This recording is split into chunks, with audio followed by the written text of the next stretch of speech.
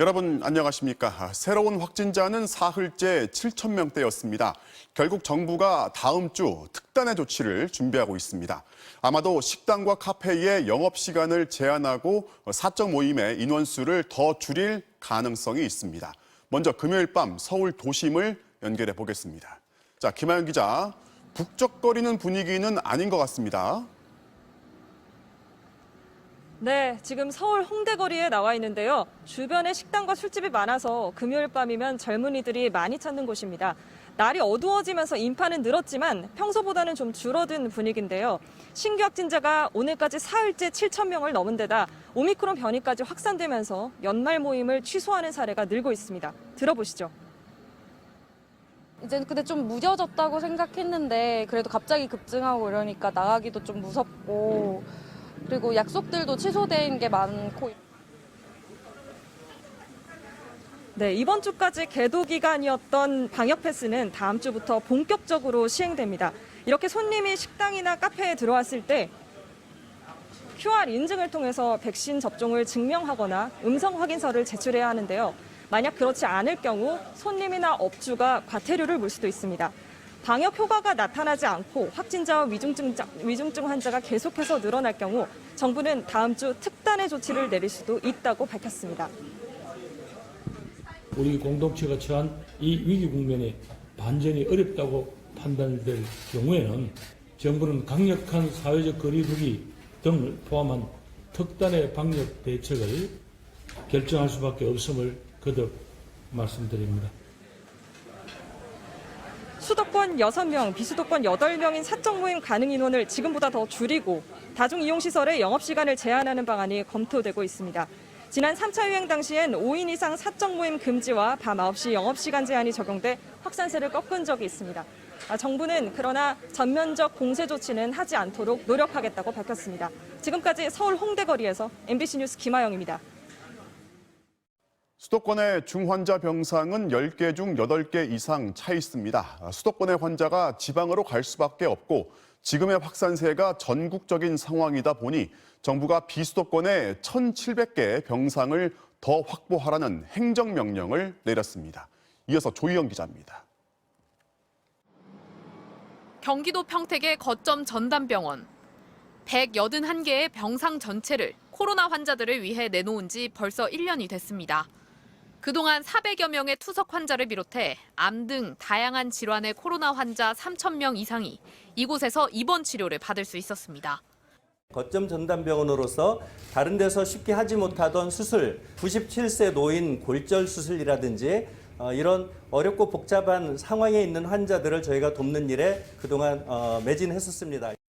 이렇게 코로나 환자만 집중 치료하는 거점 전담병원은 전국에 17곳이 있는데 정부는 앞으로 계속 늘려나갈 계획입니다. 전국의 병상은 한 달 전보다 2,400여 개나 더 늘었지만 빠른 환자 증가 속도에 병상 상황은 점점 나빠지고 있습니다. 수도권의 중환자 병상 가동률은 85.4%로 병상 대기자는 1,258명에 이르고 있고 나흘 이상 기다리는 환자도 285명이나 됩니다. 비수도권은 이보다 상황이 나은 편이지만 수도권 환자들이 이송되면서 충북과 강원, 세종은 중환자 병상이 1개씩밖에 없습니다. 의뢰는 들어오는데 근래는 안 받고 있어요. 들어올 수 있는 상황이 아니에요. 결국 정부가 오늘 비수도권을 포함해 전국의 병상 확보 행정명령을 발동했습니다. 정부는 전국 종합병원 28곳에서 중증과 준중증 병상 241개, 200병상 규모의 비수도권 병원에서 중등증 병상 1,658개 등 총 1,800여 개를 확보할 계획입니다. 사실 지금 비수도권 같은 경우도 확진자가 많이 발생을 하고 있습니다. 병상도 점차 줄어들기 때문에 비수도권에 대해서도 선제적으로 행정명령을 발동한 것입니다. 정부는 추가 행정명령과 거점 전담병원 지정만으로도 5,000병상 이상을 확보할 것으로 기대했습니다. MBC 뉴스 조희영입니다. 확산세를 차단할 수 있는 확실한 방법은 역시 백신 접종입니다. 정부가 추가 접종의 속도를 높이기 위해서 이제 나이와 상관없이 2차 접종 후 3개월 뒤부터 3차 접종이 가능하도록 했습니다. 이준범 기자입니다. 60세 이상 고령층과 고위험군은 4개월, 18세부터 59세까지는 5개월인 3차 접종 간격이 모두 3개월로 단축됩니다. 사적 모임 인원을 줄이는 등 일부 방역을 강화했지만 계절적 요인과 오미크론 변이까지 확산되면 방역 상황이 더 악화될 것으로 예상되기 때문입니다. 이 고령층뿐만 아니고 모든 사회 전반에 대해서 청장년층도 신속하게 접종을 맞아야 됩니다. 3차 접종은 기본 접종입니다. 이에 따라 오는 13일부터 3차 접종 예약이 시작되고 이틀 뒤인 15일부터 접종이 이뤄집니다. 이렇게 되면 60세 미만 성인 941만 명이 이번 달 접종 대상에 추가돼 올해 안으로 2,641만 명이 3차 접종을 마치게 됩니다. 정부는 백신 효과가 2차 접종 이후 3개월부터 서서히 감소하는 추세가 확인됐다며 간격을 3개월로 줄여도 안전성에는 문제가 없다고 강조했습니다. 또 돌파 감염이 잇따른 요양병원의 경우 3차 접종률이 80%를 넘긴 이후 감염이 확 줄었다며 분명한 효과도 확인됐다고 설명했습니다. 다만 중환자와 사망자가 많은 60세 이상 고령층의 3차 접종률은 29.8%, 특히 60에서 74세는 그 절반에 그쳐 접종 속도를 낼 계획입니다. 12월 한 달 동안을 집중 접종 기간을 운영하고 있습니다. 특히 행정안전부에서 읍면 동사무소를 활용하고 또 한편으로는 이통 반장님들께서 같이 해가지고 3차 접종 간격은 3개월로 조정되지만 방역 패스 유효 기간은 6개월 그대로 유지됩니다. 2차까지 기본 접종한 뒤 6개월 이내에 3차 접종을 하면 되는 겁니다. 정부는 내년부터는 접종과 이상 반응 인과성이 인정되지 않더라도 사망자에겐 위로금 5천만 원을 소급해 지급하기로 했습니다. MBC 뉴스 이준범입니다. 추가 접종의 위력이 얼마나 강한지 보여주는 연구 결과가 나왔습니다. 파이자를 3차 접종하면 2차 접종보다 사망 확률이 90% 감소한다는 겁니다. 미국 정부는 추가 접종의 대상을 만 16세 이상으로 확대했습니다. 워싱턴 박성호 특파원이 보도합니다.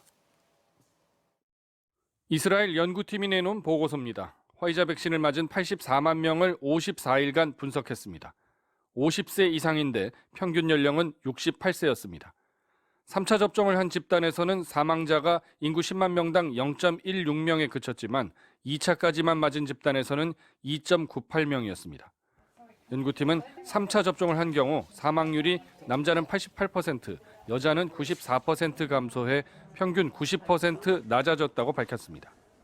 Our findings are extremely important because they are based on a large population, on a robust analysis. 어제는 화이자 백신을 3번 맞으면 오미크론 변이도 무력화시킨다는 연구 결과가 공개됐습니다.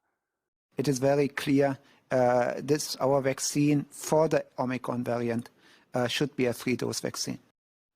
잇따른 희소식에 미국 식품의약국은 16, 17세 청소년들에게도 화이자 백신의 추가 접종을 전격 승인했습니다. 평소 해온 외부 자문기구의 회의 절차도 생략하고 즉시 움직였습니다. 아예 12세 이상으로 추가 접종의 문턱을 더 낮추려 하고 있습니다. We'll look again at the 12 to 15-year-olds, of course, with the FDA in real time, and we again will want to act swiftly. 미국 내 코로나 확진자와 사망자, 입원 환자 수는 전국적으로 다시 상승세입니다. 북동부가 심각한데 메인주와 뉴욕주는 입원 환자가 폭증하고 병원 내 일손이 딸리자 주 방위군을 투입했습니다.